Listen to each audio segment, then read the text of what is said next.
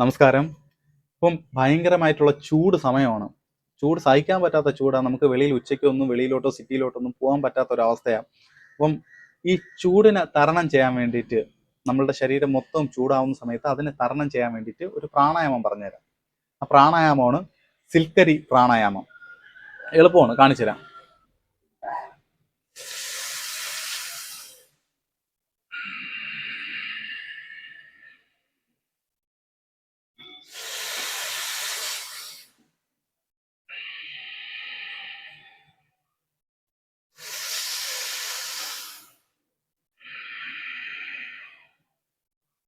ഇതാണ് സിൽക്കരി പ്രാണായാമം.